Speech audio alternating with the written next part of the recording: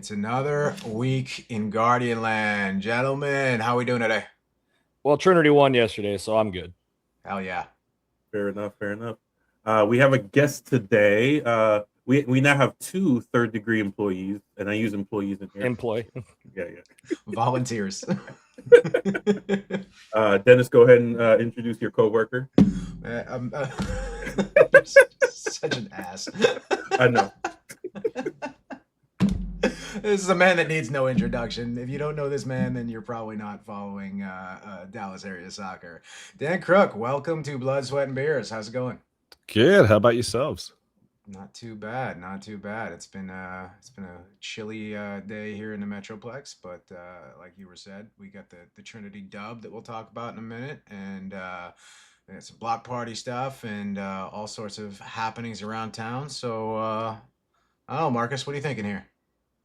Yeah, I'm thinking we're going to jump in. So as usual, like, share, subscribe these videos. If you could also listen to the audio only pod, that's great. Our numbers aren't really growing there as much as it is on the video. I know you like looking at our beautiful face, quotation marks. Yeah, what's wrong with you? I know, right? So we're available on Amazon Music and Spotify. So if you guys could go listen to that, download, or whatever you need to do. I don't know how that person works. But I appreciate everyone who watches these videos. And as usual, we're going to start off with record of the day. Who wants to go first? We can't really see Hubert, so I guess I'll go first. Oh, should I get more lighting going? Yeah, a little bit. Like a you're little sitting bit. here in the dark a little bit, man. All right, so worry, I'll just raise the screen brightness. Yeah. So even that's better. No, Really? It's fine. It's fine. He's doing his best Jack Black impersonation right now, so we'll rock with that. So for Black Friday, the only thing I did because it coincided with Record Store Day, so I went and they had some sales where it was buy one get two free. The choice wasn't great; it was a bunch of commercial shit. But of those, the one I like the most is Ed Sheeran. Equal, really good album. I like his first four. After that, he gets a little too Taylor Swifty for me. I didn't know you were a Sheeran guy. Hey, don't judge. Don't judge. They can't all be 1950s chess records. My favorite off this is obviously Shivers and Bad Habits off this album. So Ed Sheeran equals. I do want to give him credit though. The concept of doing was it the Pythagorean? What is that math equation thingy? I don't remember. Where all his albums are. Pythagorean theorem. Is that what you were trying to say? That's what I was trying to say. Pythagorean theorem. Dan, did you expect to come on and discuss the Pythagorean theorem today? Yeah, A squared plus B squared equals C squared. I'd just like to point out for us, it's maths, not math. So Fair enough. Fair enough. Hey Dan, I'm Jamaican. We are more alike than we are Americans. That's fair, for sure. Yes. All right, Dennis, what do you got? We got 1986's License to Ill. Oh, there we go. Boys. I like it. It's the most New York thing you could possibly do. Right? For sure. I mean, this image in here is so cool. This is one of my favorite places in the world. This is the Unisphere in Flushing Meadow Park. This is where I grew up.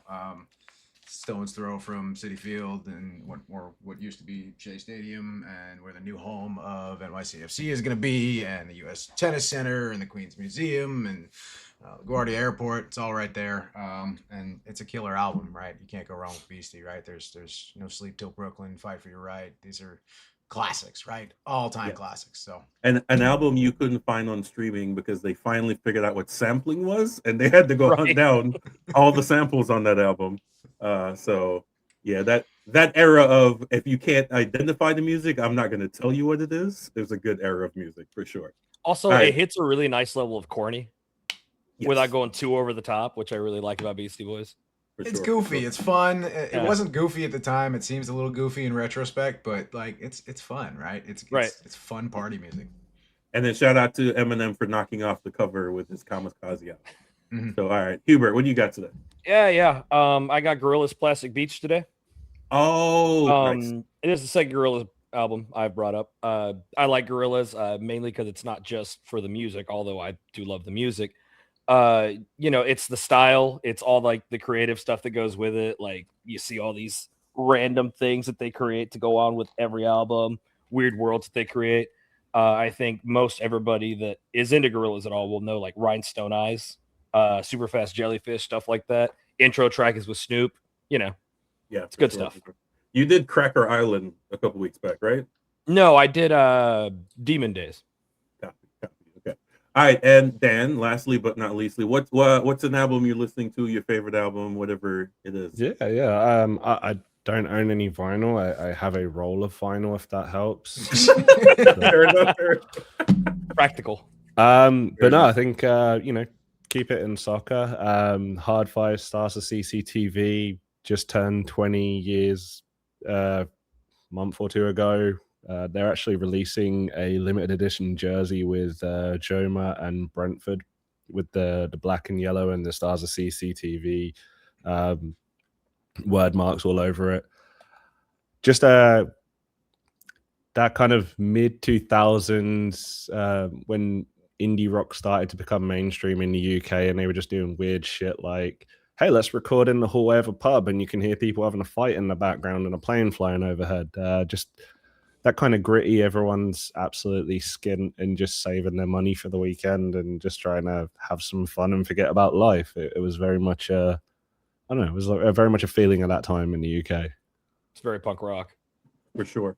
And it wasn't just indie music. The early 2000 rap music was the same, where everyone had a microphone in their basement and everything echoed like all note. It was, yeah, It echoes like Marcus on this podcast. On this podcast for sure. It's been better. It's been better. It has been worse as well. I will mention the one thing about physical media is if you concerned about feeling old, do not collect physical media. Because things you think came out a week ago or a year ago came out in 1988. So yeah, Marcus still thinks the 80s were 20 years ago. That's an absolute fact. Yeah, 20 years ago. They were. All right. I don't know. If you forget to carry the one, it definitely was 20 years ago. All right, so we're gonna start off. We're gonna for real. All right, we're gonna start off with roster moves. I know we discussed this earlier, but obviously we didn't have Dan here, who's been following this team for a very long time. So I just want to get his thoughts on roster decisions by FC Dallas. Let me go ahead and pull this up right quick. But what are your thoughts? What do you think they got right? What did they get wrong on, their end of season decisions? I mean, we paid Ibiaga $700,000. I don't have a problem with that. They've got so much cap space that they can afford to have an expensive substitute as long as he's a substitute. The one that surprised me was Anderson Julio. Kind of around that TAM DP level money, just really didn't fit with the team in the system they played. If they do go to Quill's more preferred 4-2-3-1, and he does get to play as a winger, great.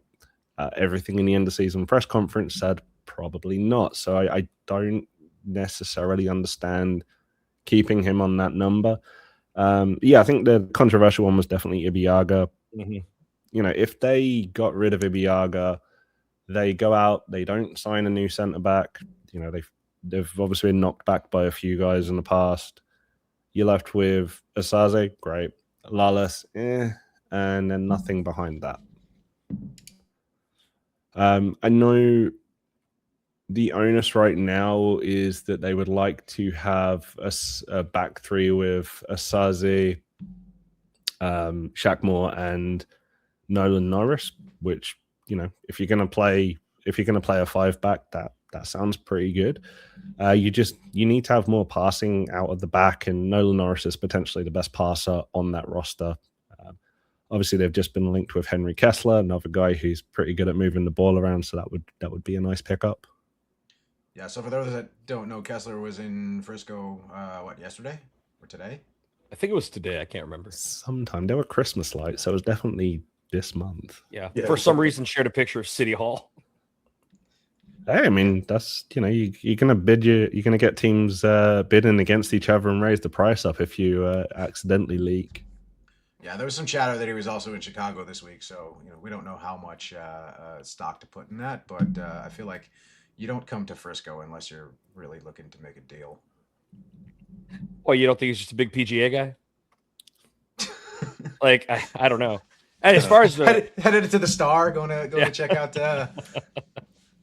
Stopping in at Roller Town, grabbing a beer. Right. Maybe he just wanted to go to the National Soccer Hall of Fame and the Video Game Museum. World famous, guys. Yeah. Yes. I mean, as far as the roster decisions, by the way, I just saw Lucho Costa get a yellow card on TV. So that's fun. Anyway, roster decisions. Yeah, I think I was generally okay with it all. Like, I hate paying Ibby that much, but yeah, like Dan said, as long as it doesn't actually inhibit me making moves down the road, I'm fine with it. I think that as long as he wasn't like DP, I was going to be all right with it. It's also FC Dallas, so they're gonna kind of do their thing. At first I was surprised at how many kids got cut, and then I think it was probably on the Third Degree podcast. Actually, I think you guys mentioned with the new homegrown rule, you just basically sign a homegrown. It doesn't hurt. You might as well just sign them all and cut them when you don't need them. So I was not surprised by that after y'all mentioned that. Yeah, I know the Pedrinho thing was, there's a lot more to it than just his on field, but I feel like towards the tail end of the season, I think he kind of proved himself here a little bit, and I would have liked to see him get another run, but we'll see where he ends up.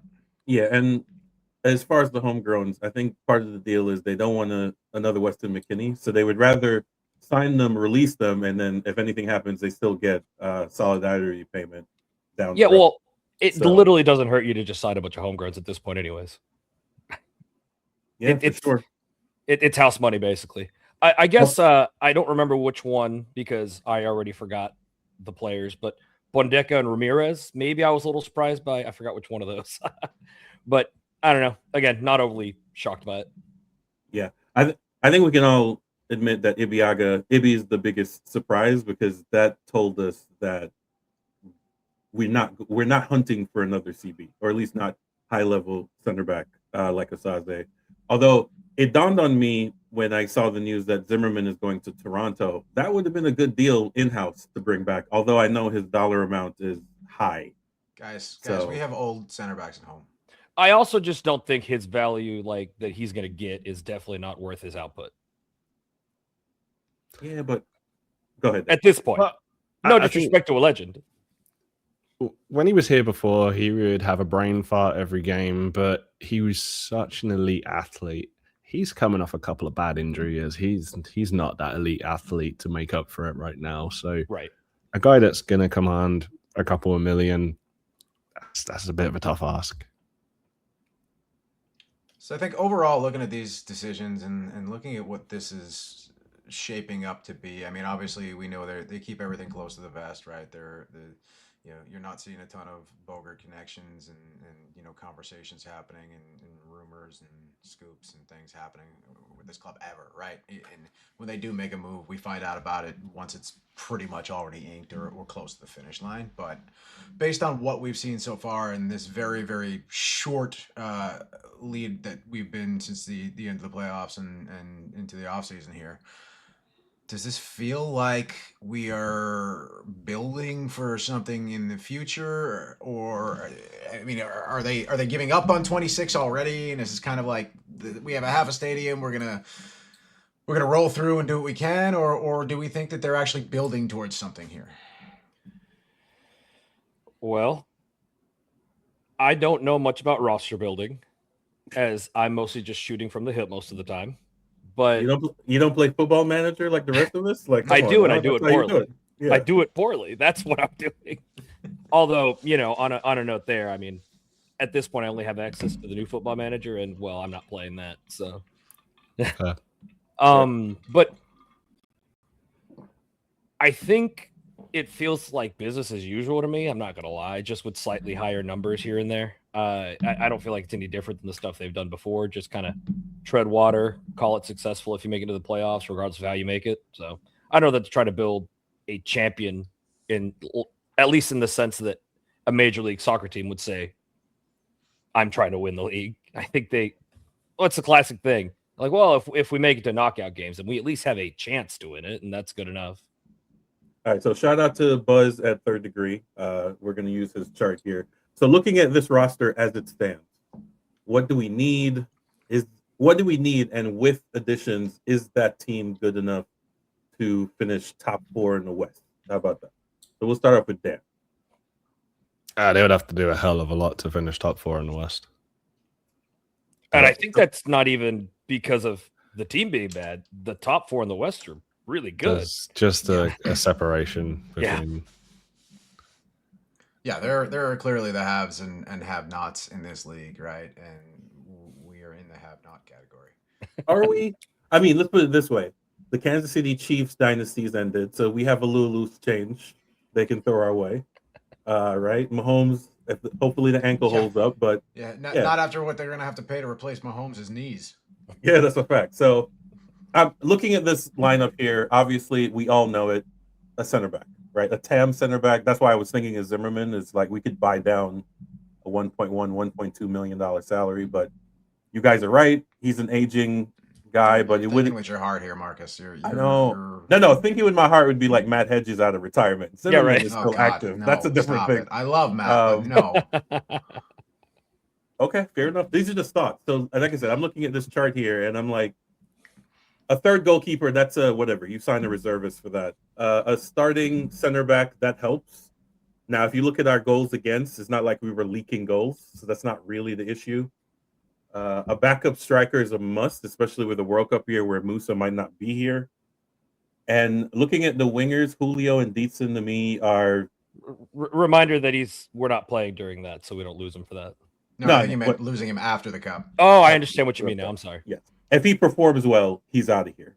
Someone's going to throw something starting with 2-0 and then, so. But yeah, so I'm looking at this. And then if we're depending on Paxton and Kappas, I think we're already in issues. I don't rate Kappas myself. So that's just my opinion on that.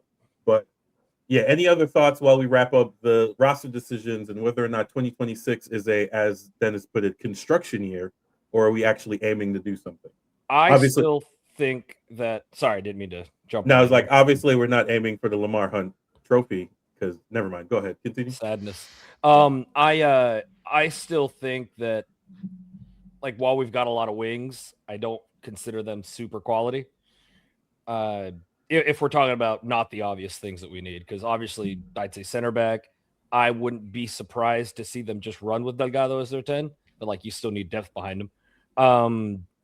Yeah, I think maybe you might be looking at improvement at the wings, depending on the position we play, because you might see Farrington and Musa playing up front together. So I don't really know what that's going to look like.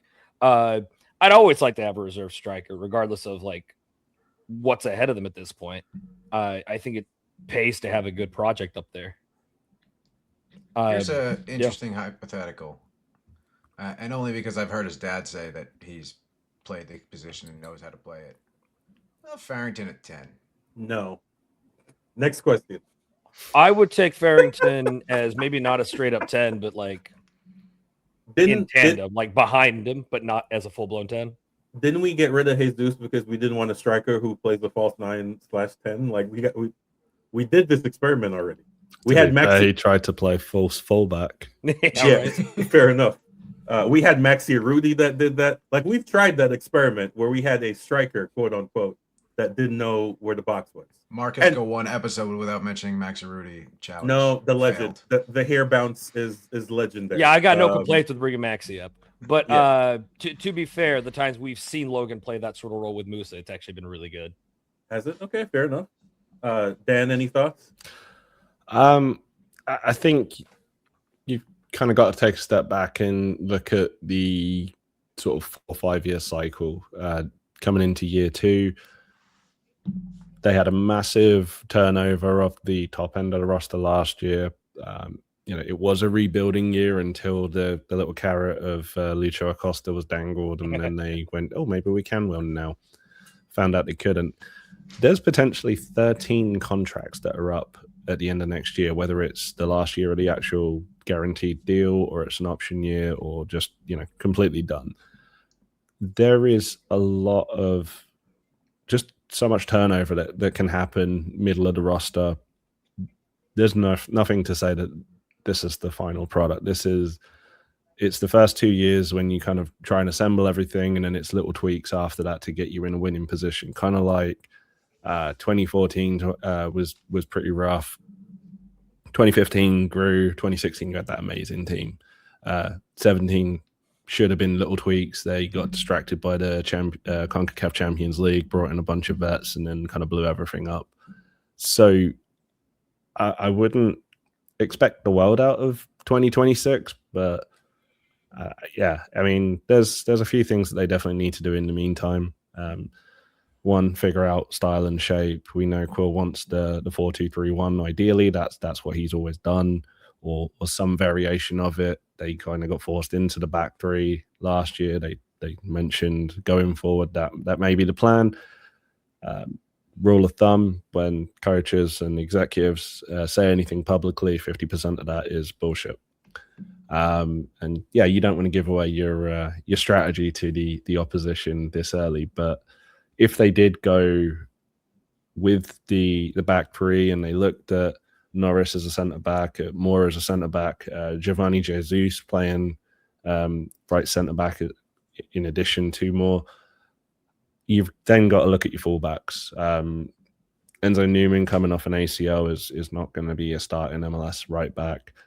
You've got Josh Torquato, you've got Bernie Kamungo, not at this time starting MLS left wing backs. You've kind of got to strengthen there if you're not going to strengthen in the center and take potentially 3 fullbacks away from those positions. Yeah, you get Romero that plays right back a little bit too, but again, same situation, right? Yeah, and as good a passer as he is, and as good a crosser, he's slow as dirt. And then at the same time, if you want to put Kaique in the middle, you kind of need someone that's going to protect him.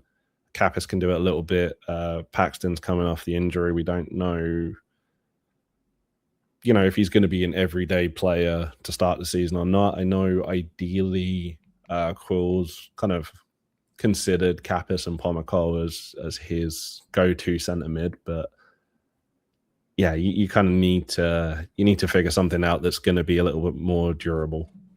Yeah, I haven't heard much, and obviously I'm not an insider, but I still don't really know what Jesus is going to end up looking like too, coming off this. 2 years out, it's tough to come back. Yeah. I mean, okay, so hear me out, guys. Solve all our problems. Reserve striker Mo Salah coming to MLS. Let's go. No? Okay. All right. You want to get Kamala? I see you. I'm just saying, bro. Let's throw 10 million at Liverpool and see what we can do here. But I think Egyptian barbecue spot out here somewhere we can take him. Fact. Yes. Let's take him. Nice. Yeah, all right. No, but it's, to be honest, I love the off season, but every off season for FC Dallas sounds like we have the GM from Philly, Mr. Trust the Process. How many decades do we have to trust the process before the process needs to be tossed? How about this? How about we try money whipping? We haven't tried that yet, right? We've tried homegrowns. We've tried doing it on the cheap, going to third divisions in Latin America. We've tried the Israeli league, and apparently we're going to try that again. How about we try money whipping a superstar to come here? I don't care who it is, right? Just find one and money whip. Lucho Acosta. Denilson. Yeah, Denilson is the fear, right? Absolutely. Oh my God. I remember watching that from the stands. What was Jesse Lingard is leaving the Korean league. Let's see if we can get him. Like, he's a name, right? Goodness gracious. All right, well, we shall see. We have time. Obviously, season doesn't starts earlier, but we still have several months before we can look forward to the season opening. You got a draft coming up soon too. That is true. Speaking of that, we just spent 350 of Garber bucks to get the 3rd overall pick in the next year's draft. So I look forward. Made up and the points don't matter. Yeah, fair enough. So I look forward to seeing. I'm actually watching the College Bowl right now. Some really good players out there. So we'll see who FC Dallas ends up with. Maybe they find the best center back in college and sign him, and that solves the problem for us. The next Matt Hedges has to be out there somewhere, I'm sure. Or maybe they try and repeat the trick with Logan Farrington. Fair enough. All right, so I wish I knew more about college ball to have a comment here, but I do not. No, it's really good. You got to watch it, man. It's on ESPN Plus. Solid. College soccer is only a revenue sport in the playoff. Other than that, no one goes to these things. Interesting. But once it hits playoff time, sold out stadiums and packed houses. So for sure. All right, so we're going to transition here. Unless we have something else on FC Dallas, we're going to move over to Trinity. I'm good. Right. Sounds good. All right, so Trinity has continued their winning ways at home. Can someone tell me what football game was played there? I'm guessing high school. High school football game Friday night. Some kind of championship, right? But I think it was a Division II championship or something like that. But this field was torn up from the week before too. Yeah, it looked bad before that game. Yeah, that United Way celebration concert that Oh, ruined okay. it. Oh, goodness gracious. All right. Well, besides that, the Golden Girls got a W against Carolina Ascent here. Dennis, you did your write-up, right? So I'm going to jump to you here. You can go explain us through the game here. How did it go? Well, how it turned out? On mean- top of that, I think, Dan, were you in the press box for this one as well? I was at a wedding, Ah, so okay. I missed it. The key takeaways here were great performance from Riley Foster in the back line and Lexi Missimo, 1 start, 1 goal, right? Those are the headlines. That's the short and sweet of it. Tamara Bolt had a hell of a game. She got open as much as anybody was able to get open and get out and running free, as Carolina was breathing down their neck the whole match, right? This was full court press from Carolina. They had all 10 players up damn near all the way up in the attacking third the whole way through. It was full court press by Carolina, the constant aggressive pressure. But the back line held up, right? And Foster held up. She made some great saves. She had pushed one off the post. She had a couple that rattled around that she jumped on top of. I think it was a good match all the way around from the defense, considering how much they were under pressure. And like I said, Bolt gets open, gets out running free. Lexi's in the middle, top places a perfectly placed ball practically on the penalty spot, and anybody could have finished that, but Lexi finished it with class, and they looked great. There's not much else to say about this one. It was a hard fought battle for them, but they earned it. I think that it's been really fun to watch Tamara Bolt play with Lexi. There's clearly something that clicks between them, and I'm really enjoying that just as a fan in the stands. I don't know how it felt to you in the press box, but I will say that in the stands, we were nervous the whole game because of that pressing that they were doing. And I think the attitude for a lot of people in the section in particular were that like we were getting our asses kicked. Yeah, Because it's definitely just, felt like that. shots and all, you know how that happens sometimes when you're just absorbing pressure or dealing with it, but you kind of get irritated. We had some people that are getting irritated about the game and even started comparing it to some Nico Estevez games. Oh, no. Until the goal, obviously. Are we gonna get Fio Nico chance at the Cotton Bowl now? We've had that already. That's have already we? happened. Yeah. Oh goodness. But no, in the stands, it was a great game. It was a lot of fun. Once the crowd started getting more involved in some of the chants and stuff, it was really nice. The players have been really like making an effort to start coming over after the games. Like every now and then, at least one comes over. I want to say that Tamara Bolt actually came over and hit the drum a few times after the game, which is fun. Jim and Charlie Neal both said that if they won, that they would drink beer out of the shield, and they did. For sure. Well, that was fun. Check out our YouTube. I got a couple of shorts up of these guys being lunatics and drinking alcohol out of. Well, let's talk about that for a second. We got the Copa Yeah. Tejas Shield that was presented to the supporters groups. This is the it's weird, right? Because everybody plays different schedules, and so this was based off of Trinity's last season and everybody else's this season.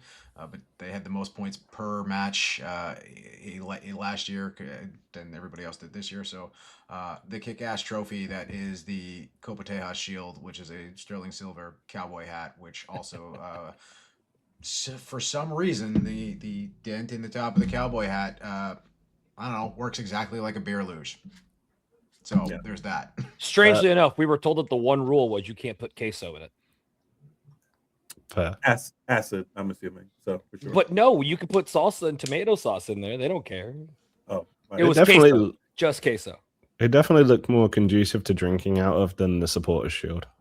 Absolutely. Yes, for sure. Most definitely. The supporter shield's more of a charcuterie board. Although the MLS Copa Tejas has the 2 handles there, you can really get you can get some heft to it. So you need brimstone. Just Miller High Life and Malort out of it. Disgusting. Absolutely disgusting. someday we will get her back. Yeah. So Dan, you have any thoughts on this game? Did you catch highlights or you going? I honestly haven't had a chance to. Fair enough. Yeah, I'm gonna be honest. I was distracted. The field was terrible. The play was good. I'm glad that they got a W, but I'm just watching this and I'm like, why didn't they just wait? Because the Golden Girls only have one more game and then we're off for a very long break. Why didn't I just wait? Yeah, like why not just wait to replace the field? Yeah, it was the concert plus the high school football game. Absolutely, whatever is left of it, they tore it to shit. But everybody had something to say about it. Petroselli had something to say about it immediately after the game. Foster had something to say about it after the game. It was a conversation all around the building, right? Everybody is well aware the condition of this. Shout out to Jesse over at the Pegasus post match. I believe he also reached out to his city councilman about it. Just wild. Wow, that's crazy. Proper sicko behavior. That is. I care so deeply about this. Do not do this again. So, all right. So when's the next match for the ladies? Next Saturday, 2:30, hosting first place Lexington at the Cotton Bowl. Big match. Yeah, come out to that. We're going to be doing Christmas caroling in the section. I do want to ask a quick question though. I know across the league that everybody changed their time, like for a whole bunch of games, and I'm not understanding why. Because that I think is affecting attendance. Also, is there a reason they don't host any night games for the Trinity game? I don't know for a fact. I don't know for a fact. Yeah, so I was thinking about this. Yeah, okay, give me your thoughts. I think that they're and this is based on nothing, right? This is just a theory. But I think it has to do with the fact that they think they can get people to come out in the afternoon down at Fair Park more than they can get them at night, especially in the winter when it's getting dark at 5:30, and it's a little bit harder to get your family down at Fair Park when it's already dark. Yeah, I think at least my thought process with the afternoon kickoff that bothers me is I think there's a lot of like soccer parents and soccer families that are probably still in the middle of their like Saturday soccer stuff at that time, and I imagine less of them can come out, but I don't have any evidence. It's purely anecdotal. So they announced attendance was 25 and change. Yeah, it looked bad, especially to start the game. It was looking sketchy.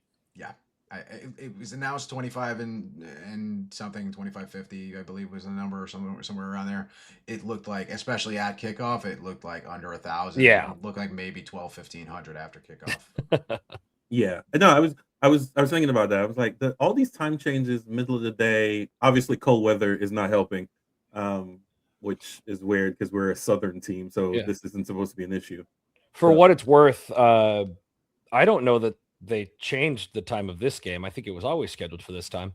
Oh, okay. This was the whole season's been planned like this. Yeah. The only one decision. Yeah, the only one that changed was last week that they moved later. Okay, copy. Because I watched the whole league, and I know Jacksonville changed both of their kickoff times. Tampa changed theirs, and I never understood what it was. So while we're on the Gainesbridge Super League, we can talk about the other teams. Lexington keeping their 14-game unbeaten streak. They haven't lost a game all year. Hopefully next week will be the first. Top of the league for them, at least for one more week. Dallas Trinity beating the Carolina Ascent. Jacksonville in another Florida derby. This is how you get rivalries here. You have 3 Florida teams, and you just play each other for weeks on end. By the end of the season, those ladies will hate each other. And Tampa Bay doing their best LA Galaxy impersonation and going from hero to zero in the following season. That's pretty terrible. And it's not that they're losing tight games. They're not good. And I don't know what happened. Don't take anything away from Brooklyn here. Brooklyn looked really good, especially in the second half. Brooklyn looked like a brand new team in the second half of that game. No, I know. I'm getting what I'm saying is like how in an off season can change everything. Going back to our FC Dallas conversation, Lexington was the worst team in the league last year by a mile. They brought in a couple of players, and now they're the best team. So it is a transition. Now it helps. It's 9 teams. And you play each other a million times, but just an FYI, that's what I'm trying to see FC Dallas do. I would love for us to get an MLS Cup appearance in my lifetime, and I'm not sure that might be a thing. So, what about 2010? I'm joking. Okay, I was gonna say, wait a minute. Come on, guys, stick with me here. All right, so yeah, those Although are you could count the number of people who cared about that game probably on your hands and feet. So no, it's historic. That cold weather game, that's history for us. We are the Everton / Tottenham of MLS, right? We're always good, just never good enough. I'm not sure if I can compare myself to at least recent Tottenham. I'm giving it some grace here. So here is the tape because I'm a fan. here's here's the standings as they are. Lexington at top. Dallas moving back into a playoff position. Top 4 go to the playoff. Obviously, next 2 weeks we're going to do a mid-season roundup for the Golden Girls. We're going to bring some of the unstable on here so we can discuss how they're going thus far and what changes need to be done. But here it is. If you want to talk about the unstable, they might have the best party in the league right now. Is that what it is? Yeah. Yeah. Well, you know what? There's a really great post-game hangout every game now, and it's been and really post-game. fun. Yep. Yeah. Nah. Come out to Cold Beer Company after games. It's a lot of fun. No doubt, no doubt. So yeah, Dallas Trinity, on the Trinity. Maybe now that, as we move on to the next topic, now that the NWSL has opened their own version of the DP rule, what are the chances that Trinity? No, I'm just kidding. That's not happening. She's not coming here. But no, so we're going to move on here to. We can dream. Fair enough. So we're going to move on here to, and to be honest, it would be a disservice to her to do that. So I'm just joking. Also, if we're just dreaming, we want Shaw here, right? Yeah, probably. I'm not mad. So to get to the topic, the NWSL Board of Governors, or whatever they call themselves, voted to pay unknown number of players above the salary cap, which is basically their version of the DP rule. So do we have any thoughts on that? Let's start with Dan here. What are your thoughts on them basically following MLS's model? I think they've had to react to the number of players they've lost to Europe, whether it's France, England, Spain, I mean, even a couple in Italy. NWSL has always been the standard, and suddenly they've got threats overseas. They've obviously had some reactions to the Super League, scrapping the draft and trying to react a little bit better. Obviously, the Super League, you know, they're both Division 1. They're not the same standard. They're not the same prestige. But all it takes is DC getting that huge offer for Trinity Rodman, and suddenly players cast an eye over to the Super League as, hey, we can go there as an alternative. We can go to the WSL. We can go to La Liga Femenil. You've got to kind of make moves to stay on top, and this seems like a good natural progression. I don't know anything about this rule as written. I actually just found out about this from you sending it in the email. I must have just missed this because I don't follow NWSL very closely. Unacceptable. Unacceptable. Yeah. I'm sorry, we can't all be Gotham fans. But no, I mean, to me, it seems like, that you would naturally find a way to do that. I guess that's all I really have to say about it. Yeah, I think it makes a lot of sense considering the competition, like Dan said, from here and overseas, right? It's both, and it's not just the NWSL. It's not just the USL that's competing here. You've got all sorts of stuff popping up now. But I think it makes a lot of sense, right? There needs to be a mechanism to retain players and prevent them from going elsewhere and to the detriment of the product on the field across the league, right? Trinity Rodman doesn't benefit U.S. soccer in any way, shape, or form, whether that is league play here in the States or that is the U.S. Soccer Federation. It doesn't benefit those players to go over and play overseas when the NWSL is supposed to be the Premier League right now. It's supposed to be the top league in the world. And if you want to do that, you have to retain top talent. So pay that girl her money. I get the movie reference there. Thank you. Pay that lady her money. Yeah, I'm all for it. They're basically following in MLS's stead anyway. So this is just a progression. The PA was going to ask for this in the next go around anyway. So it's one of those things where it may have been hasted, because I don't know when theirs ends at the end of next season, right? The end of 26, their collective bargaining, if I'm not mistaken. So I believe so, yeah. These are all things that we were going to have to get to, and yeah, so it's you know, I'm all for it. Now they have to work out how many of these impact star players, whatever you want to call it, are allowed. I'm guessing 2 per team. That might be what they start off with, or maybe 1 per team, because I think each team will know who that player is that's going to demand the big salary. But I do like, there was a questioning about why the Super League existed, and it was for stuff like this. There are certain things that needed an alternative, and even now you have NWSL talking about changing to the fall spring calendar, et cetera, et cetera. So I'm happy that this is happening, and hopefully Gotham never wins another cup is my only hope. So That's I know, for love my you friend. too. Yeah, love you too. But yeah, any I other thought it was hits? up the bats, not up the birds. Yeah, basically. Any other thoughts on NWSL before we transition out to our next? Oh, wait, sorry. I did forget to mention this. Reverting back to Dallas Trinity, they have another midseason friendly, and I know Dennis loves those. Or is that Hubert? I don't know. Somebody is in love with these. So, I mean, look, the idea of a midseason friendly is what it is, right? Like it doesn't make the most sense to me, but whatever. This is Dallas Houston rivalry game. It's cool. It's fun. Let's do it. Yeah, they I believe have a couple of weeks off after this game, so that'll be nice for recovery and everything. Like I've been pretty open about I hate the idea of any midseason friendly. It's Houston, which makes it a little less bitter for me. In our chat with the Unstabled, I immediately said, since it's relevant to this team now, I could say fuck Houston. Fuck Houston. Yeah.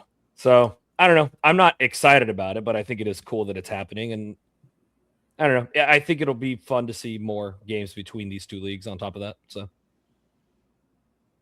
no doubt. Dan, any thought on midseason friendlies here? I mean, I hate the idea of them, but it's tough. You've got overlapping schedules. It's a preseason game for Houston. It's a mid-season game for Dallas. You had the reverse in Dallas's preseason, although Dallas chose not to share that they had a preseason. So, but they obviously did play down in Houston while Houston was kind of in the middle of their season. So I guess it's only returning the favor. I hadn't thought of it that way. Yeah, but this one has a name. Does it? Oh, yes, it does. Texas Showdown. 45? I-45 Texas Showdown. A trophy's going to be a traffic cone. Yes, I was gonna steal your joke there, but dag. Just like the part of it's orange and part of it's maroon. Oh, that's going to look so bad. Yeah. Not supposed to look good. Fair enough. That's perfect. I think we should actually make that happen. I think the trophy we deserve, is that what you're saying? Yeah, that's exactly the trophy we deserve. For sure. All right. El traffic cone. That's fun. That's I'm not gonna lie. Isn't that what they were trying to call the Galaxy LAFC for a little while there? El traffic, yeah. They El traffic cone. I called this El traffic cone. Oh, I'm sorry. That's what That's Messi an important calls, distinction. Yeah, you're right. That's what Messi calls MLS defenders. Anyway, so we're gonna keep on moving here. I'm joking. I'm absolutely joking. I mean, you're also not wrong. Yeah, I know. So we're going to move on here to MLS Cup. We're going to go review this once again. Number 48 for Messi. We can talk about this here. What are your thoughts? And I know Dan missed the last third degree pod, so this is his first opportunity to give us our thoughts on the Mueller-Messi Cup that happened in Fort Lauderdale, with Messi winning his 40th trophy. What are your thoughts? Yeah, I was trying to keep up with it between a layover in Atlanta, so I only really got to see clips. But I mean, it sounded like it turned out to be what people wanted. A layover in Atlanta, also known as a layover in hell. No, I love Atlanta, the airport. Anyway, it's like it's laid out easily, and plus the Delta Sky Lounge is really nice. Okay, I'm an American flyer, but I don't know. Every time I'm in Atlanta, I feel like I'm sprinting for a train that's always late. I don't know. I hate trying to make a connection in Atlanta. The secret is to not travel. Is that what it is? Is yeah, drive everywhere? Travel. Yeah. That is not the secret. Yeah, honestly, I actually really enjoyed this game. I don't know that it was a good game, but I thought it was fun. Honestly, I enjoyed watching it. I enjoyed watching the back and forth. It was fun to me to see. I think I brought this up last week when we talked about this, was Peter said something on Twitter, I think, about just like, it was fun to see a player like Lionel Messi, Sergio Busquets win Major League Soccer and like celebrate really hard about it being happy. Winning is fun, right? We talked about it last week. And, it was kind of fun to see Thomas Mueller like genuinely upset about this. I mean, it's not about losing MLS, it's about losing a game and a trophy, right? But it is fun to have it in that strata.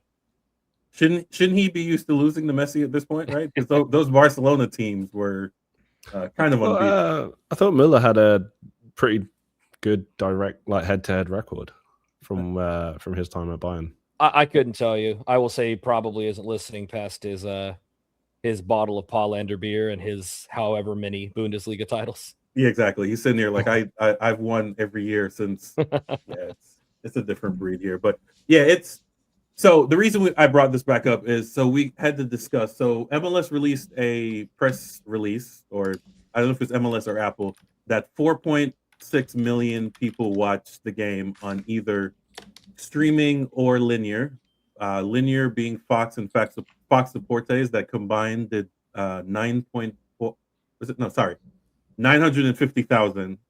And my question was, if Messi and Mueller can't get us above 1 million on over the air TV, who can? Yeah, I've been thinking about this a little bit more. I've been trying to find good viewership numbers for leagues around the world. It's hard to find a comparable game in like global soccer in general, I think, to compare it to. But I think I said it in the. I'm just happy that the viewership seems to be up, which that's good. I don't know that number, even with these superstars, is a bad thing. Sorry, guys. I think I'm having internet issues. Yep, we'll keep rolling here. Let's keep going. All right. Yeah, someone's over here. Yeah, Dennis, go ahead. Yeah, no, I mean, look, Messi was going to do this eventually, right? This is why he came here, was to put another one in the trophy case. That being said, he didn't beat an American team for it. I think there's something to be said about that. Oh my God, stop! He still has to do that yet. No, I look. This is what he was here for. This is what they all came here for. This was inevitable. This was going to happen, whether it was last year, this year, next year. It was gonna. That trophy was going to end up in Miami's case. I'm happy for the fans, right? Like the actual fans, like the original, like day one Inter fans that have been down there for it's such a short time, right? But those guys that were on board long before Messi, you got to be happy for them, right? You've got to feel like a little bit of justification that like, hey, I've been here before and any of this nonsense, but whatever, it's bound to happen, and hopefully the league got what they wanted, and now we can get back to business, so to speak. Here, let's start showcasing the rest of this league, and let's see what else is out there. And you can highlight the Messi Trophy run, and there'll be a documentary series, I'm sure, about it, and there'll be a double album cover, and exclusive DVDs and everything else to go along with it. And it is what it is. But now it's time to start showcasing the rest of the league. Let's show the world what else we have to offer. Yeah. Can y'all hear me better? Is everything better now? Back. Should be good. Yeah. On the viewership numbers, I think a detail that's worth noting, and I'm sure anybody who's read those articles has seen it, that there was some kind of glitch or something, or they're still trying to confirm a couple of things, right, with the Nielsen side of things. Yeah, I don't even really pay attention to that. Marcus cares much more about the viewership numbers than I do.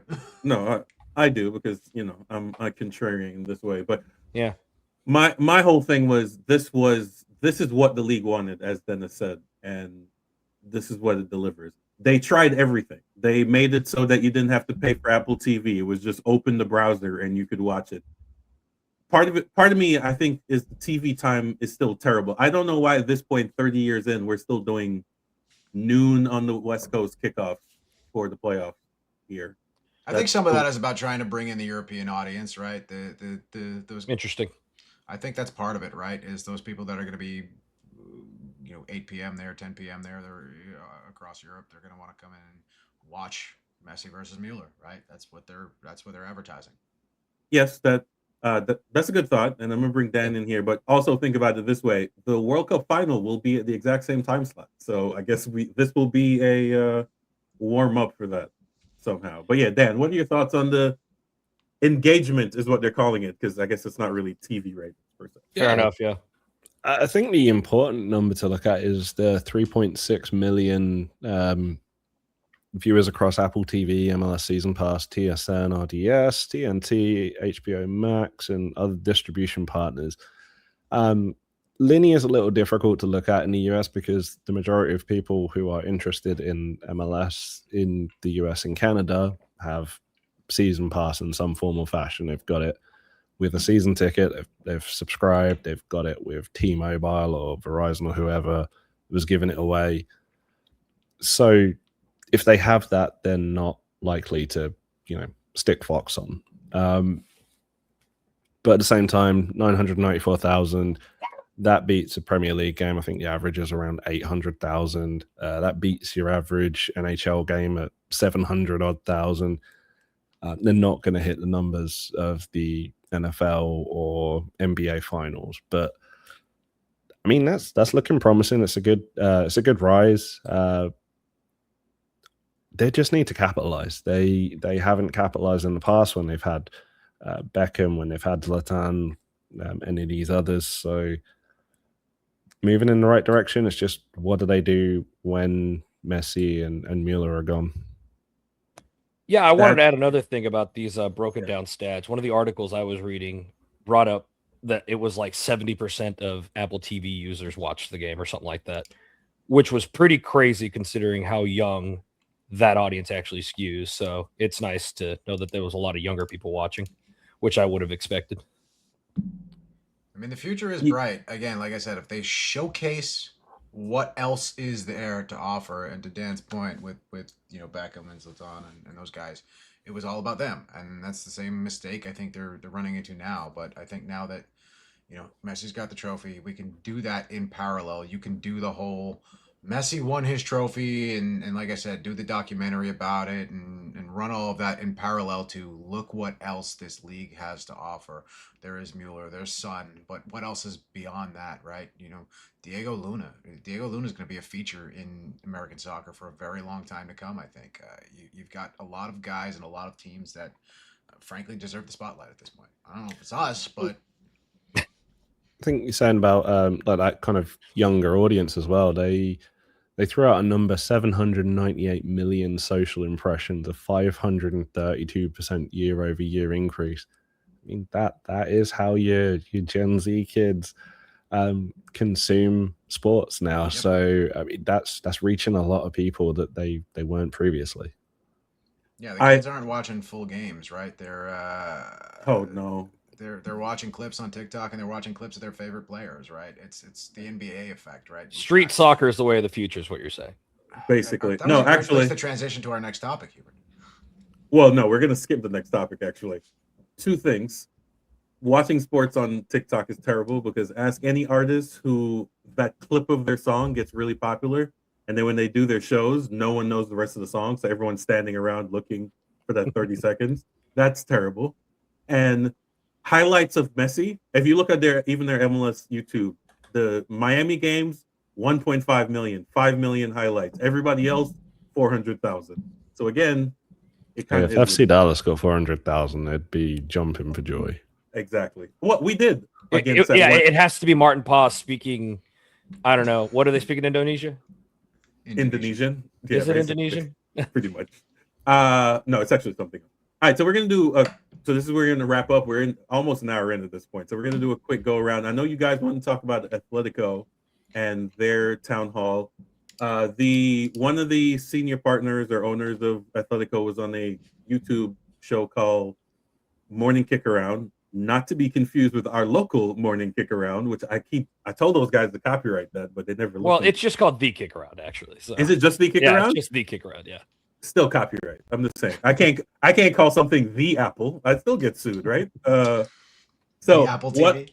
One of the announcements there is that apparently they're building a bar / thing street court right across the street from Fair Park and should be open before the World Cup. And I think that's pretty dope. Is this the Den? Is that what they're calling it? Yes. Yes, the Den. And it's going to be, like I said, he said 8-minute walk from door to door, basically, from stadium to the door of this. So that's pretty dope. The headquarters are supposed to be somewhere down there, and they're still looking for a location for a training. I personally think they should just build in MoneyGram. We've talked about that ad nauseum. So was it Hubert? Did you go to the? Yeah. But by the way, this is right by a dart stop too, which is kind of cool. Pretty dope. Yeah. So they had a event this weekend. How was it?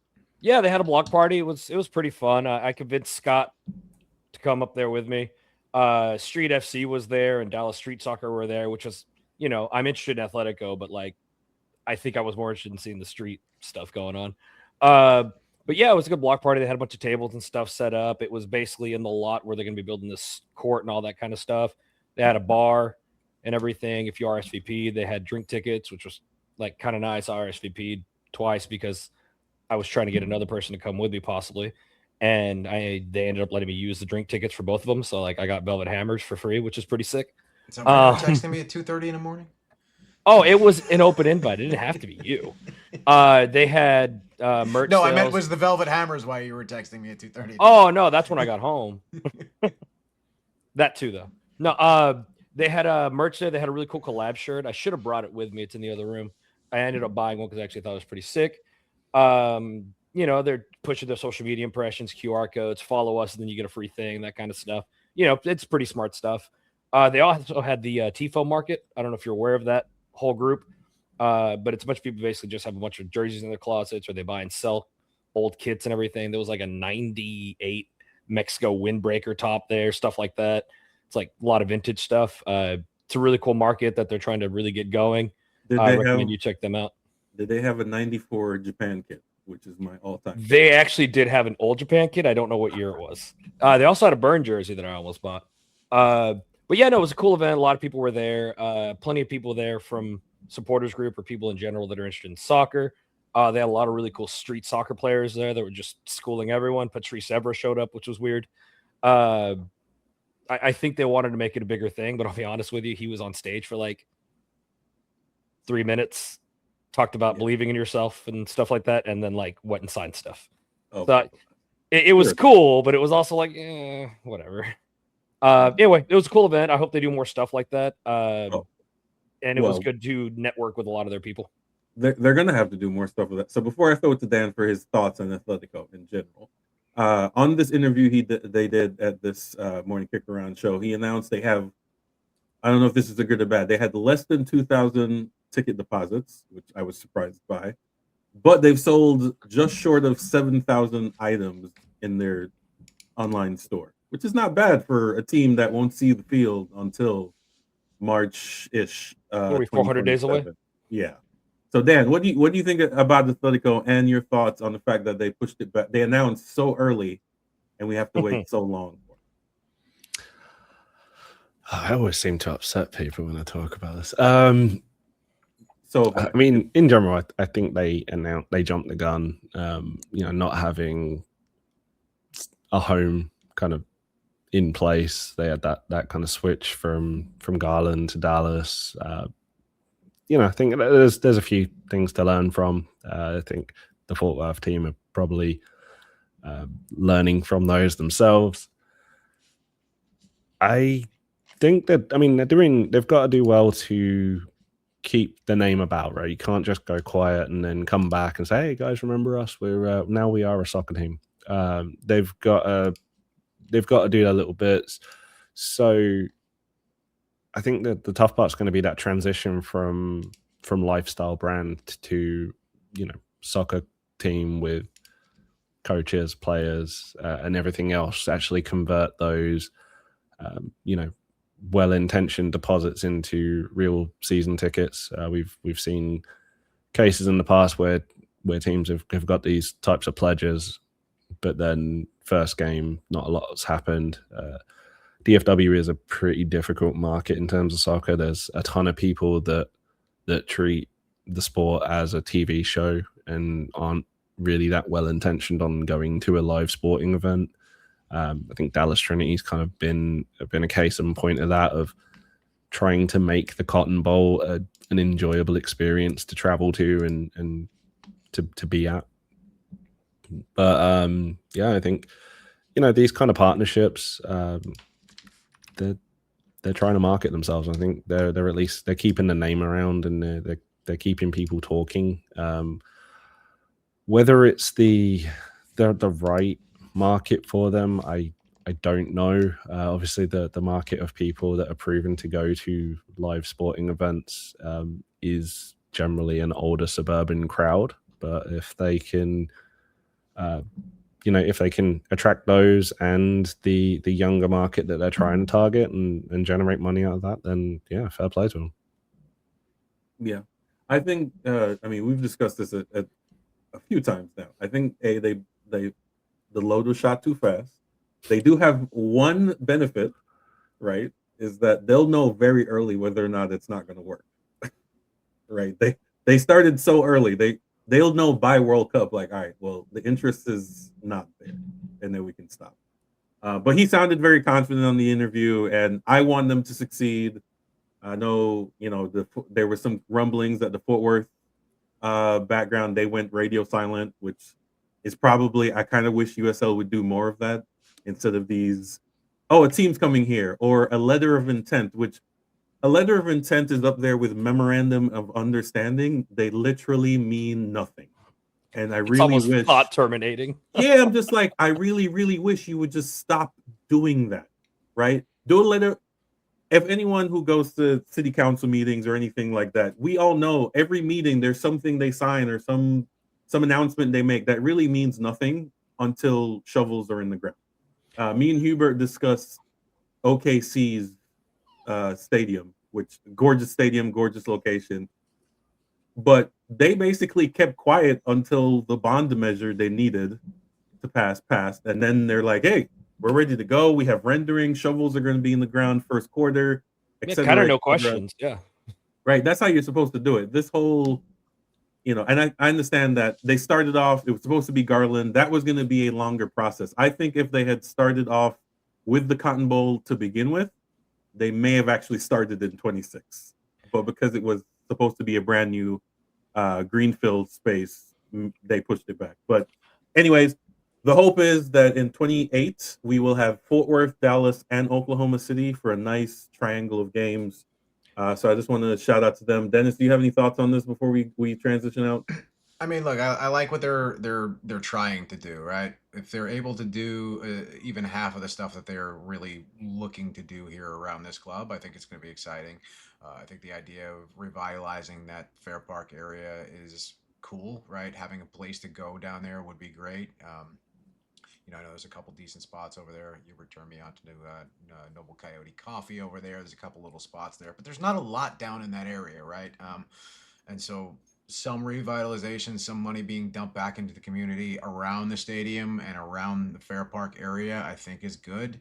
And I think that's how you get asses in seats, right? You've got to bring people into the community, right? And that's what they were trying to do with Garland. So, we'll see. But on the merch side, I think it's a similar story with Trinity, right? Trinity's got the top merch sales in the league because they've got some cool stuff, right? They're partnering with some cool designers, and they're building this sort of luxury streetwear brand, and they've got all these different pieces, and it's cool, and it's kind of you bought the t-shirt you were talking about, right? Yeah. I'll have to send y'all a photo, but yeah.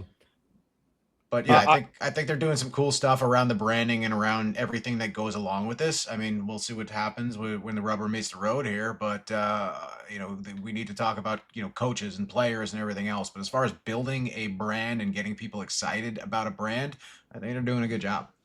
For sure. I want to add three things that'll be pretty quick. We get two, and then you're done. Oh no! One of them was that they are planning on doing watch party and stuff for the World Cup, which I think is a no-brainer. And that's one of the ways they're hoping to continue engagement.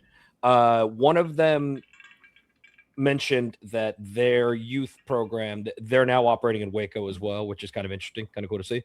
And I wanted to say one thing about the area, though, and I think it's probably part of the reason they're not wanting to have night games at Fair Park right now. It gets dark early, right? People still consider that a sketchy-ass area. And I mean, it is fairly enough. And then last night, leaving my car parked there all night, I had no issues, but two cars in the lot right by mine had their windows busted out. That's something people are thinking about. In the Fair Park lot? No, sorry, not in the Fair Park lot. at the parking lot behind the block party, basically behind Gotcha. the crafting growler and all that stuff. Gotcha. All right, so I look forward to the 4:30 games of Dallas Atletico in 2027. He didn't announce.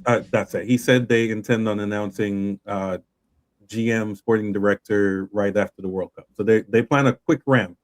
I guess a lot of behind the scenes work, and then a quick ramp up for the end of next season. So I'm looking forward to it. I think success for them is got to be somewhere around 10,000 to make that place look semi decent, but we shall see.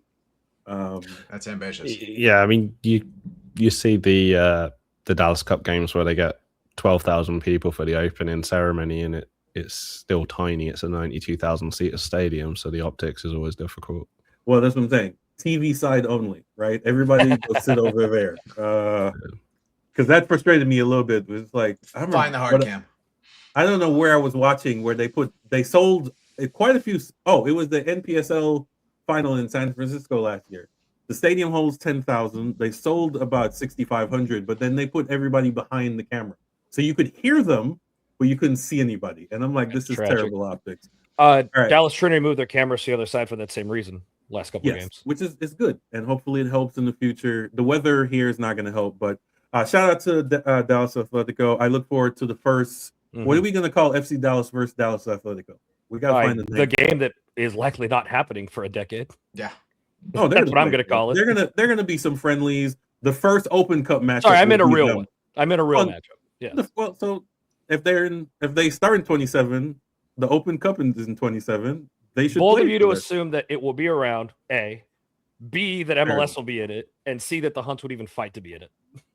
Dan, before we move on record, we discussed the format of Open Cup. Quick thoughts on that. What do you think of less teams, less round, etc.?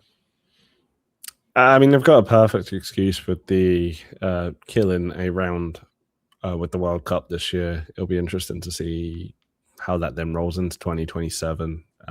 Obviously disappointing that FC Dallas did well enough to qualify for the cash grab friendlies instead of the Open Cup.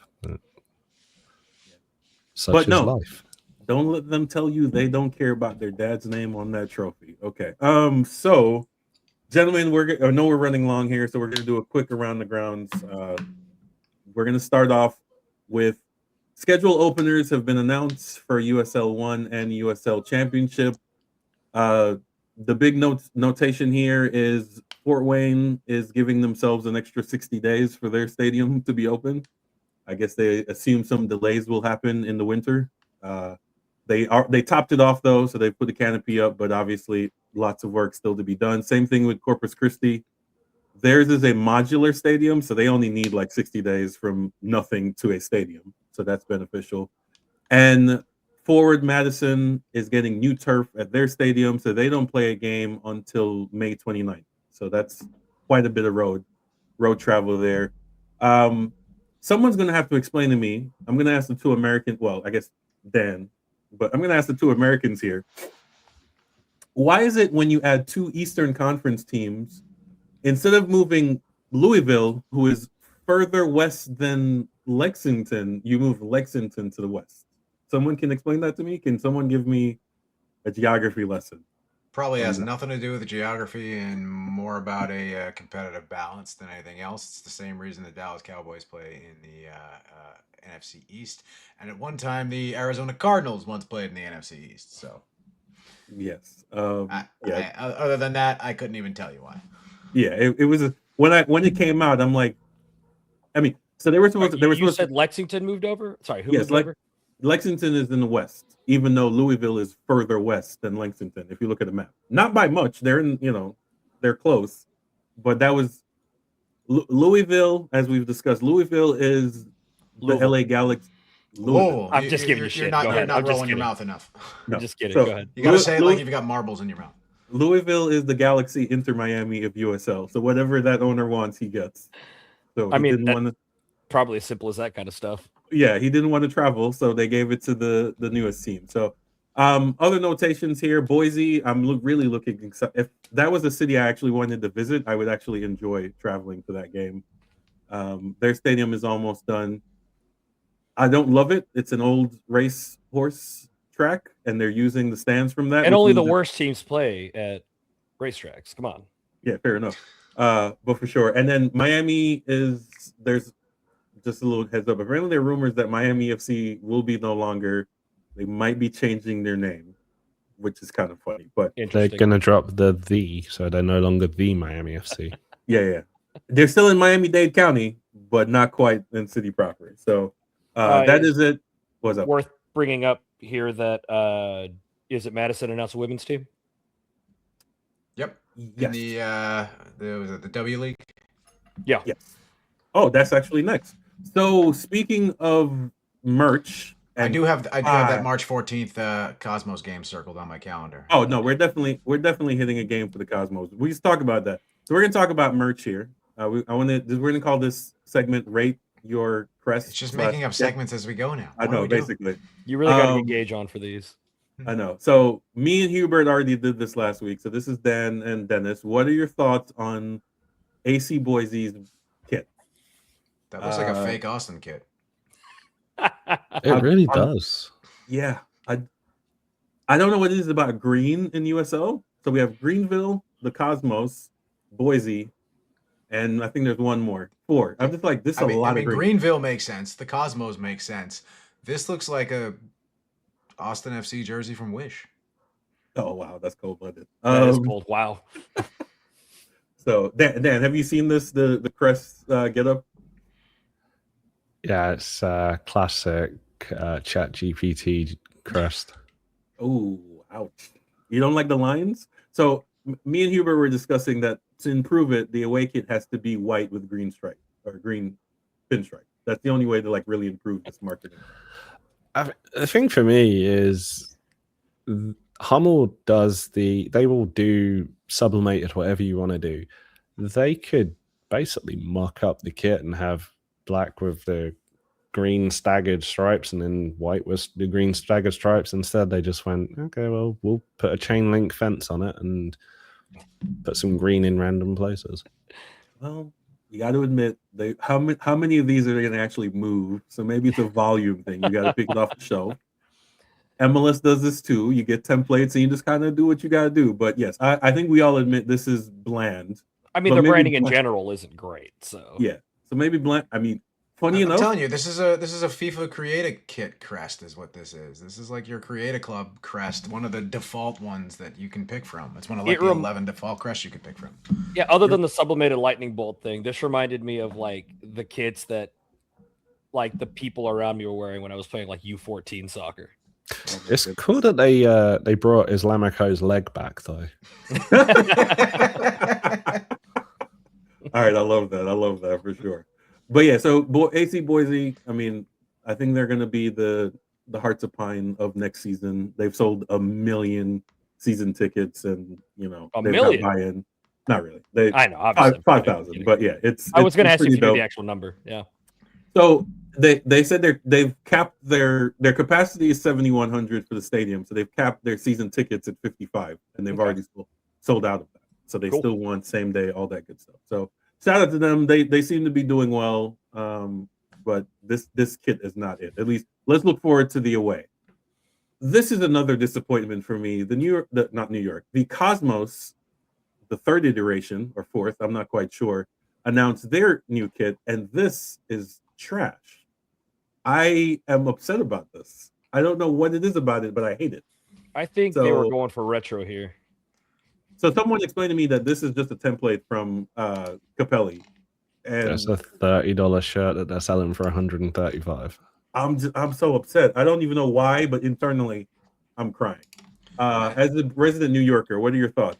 I mean, if you want a kick-ass Cosmos jersey, go check out the what's the collab? Admiral? The Admiral Sports collab that actually has the New Oh, York yeah. Cosmos crest on it. Beautiful. They got the ringer tee that goes with it. They've got the tracksuit that goes with it. You know, real cool retro 70s New York looking stuff. So don't waste your money on this piece of shit. Go get the Yeah, this the is a High rec league collection. jersey, man. Though again, this is what the kids wore around me at U14. Pretty much.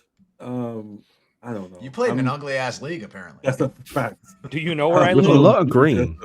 Yeah, A right. lot of green. Yeah, no, this is terrible. I know when they teased it, I had higher expectation because they teased just a little corner with the green, dark green stripes. I'm like, oh, it's gonna be fire. And then I see the rest of it, and I'm like, no, this is not a way to bring back an iconic brand that you like to lean into the history, and then you go and pick an off the shelf kit. I got a question. So, I noticed that the ball matches the jersey color-wise. Is that like a custom Cosmos ball? No, select. No, it's Select just a is The select ball. It colors. looks The like- colors are like The colors, Duke. The colors. The colors. the no. colors. Yeah, No, I don't know. I They just wanted it. think They it's wanted neat to that go the ball the actually matches. Just from a yeah. my They wanted to visual go with perspective, green that's all. and yeah. I don't know. But I'm Also, excited. is that the net at the stadium for foul balls or something? What am I looking at? It is a baseball, so Yeah, that's it's a probably the converted foul. Yeah. Negro League baseball stadium. Well, I didn't know upside they is- still had stuff like Upside that is up. those can be removed, unlike some baseball stadiums. You Fair can take enough, those fair out and move them. So, all right. So we're gonna go lastly to an actual kit that is absolute fire, and I already purchased mine. The newest women's team to join in 2026. The New Madison- Orleans. no. Oh, my bad. I thought New Orleans baby was cakes. No, I was thinking. So this The is New Orleans uh, baby cakes of minor league baseball. No. Madison Rally. I will give Madison credit for not going FCSC on everything. Same. You have forward Madison, and now you have the Madison. I love this. I love a sash, and purple works for me every single time. So I've already ordered this one. You know, if you're doing purple and gold, you got to own the royalty of it, and it sounds like they're trying to do that. I think their crest is garbage personally, but that's just a matter of taste. Yeah. I actually don't care for the flower pattern they went with. Am I the only one that's in love with this? Dennis, what are your thoughts? I just think they could have done a better flower pattern. I love that Madison leans into the weird stuff, right? I love that they lean into weird kits. I love what they did on the men's side with the what was it, the Lederhosen kit that they do for Oktoberfest, and just like lean into the weirdness that is lower league soccer. For sure. Dan, any thoughts? Yeah, that logo is like Seattle Rain's baby sister. That is, you're not wrong. You're not wrong for sure. I wish they didn't have that trim, the collar and the sleeves. It looks like it belongs on that Rochester team from a few years ago that lasted a whole season. Oh boy, you're gonna make some people mad with that one. Flower City, they still exist. They're playing in UPSL, if I'm not mistaken. So. That's not a real league. That's a rec league. Don't tell them that. They've announced a new Pro-Am league to fill the gap between the amateur and the professional. Oh my goodness. I've read entirely too many PR statements this season, and I'm kind of getting frustrated. Dude, you need a new hobby. You trust me. I love this game too much. Guess what I did on Friday? I watched the J League playoff. Apparently, there's a team called Jeff United that made. Yeah, I watched it too. Jeff United is my new favorite club of all time. I was confused as to why it was called Jeff. It was basically two companies' name combined to be called Jeff. I messaged my buddy in Japan about like which one of these teams I should support, and he was like, "Man, I don't know." I said, "Well, are these cities important at all?" He went, "I mean, no." But yes, a 17-year absence from First Division soccer for Jeff United. So I'm excited for those guys. It was a hell of a game. Lots of crying. Late heroics, which is what we all love from the only kind of playoffs we respect here at Dallas Beer Guardians is promotional. Anyways, I want to thank Dan. Fair enough. The MLB playoffs exist. Only if Otani is playing. Otherwise, we don't care. Oh boy. All right, so we want to thank Dan, a guest here. We really appreciate your time. I know we ran a little. Oh no, 118 is about average for us. So we want to appreciate for giving us an hour of your time here. Appreciate your insight, all your hard work.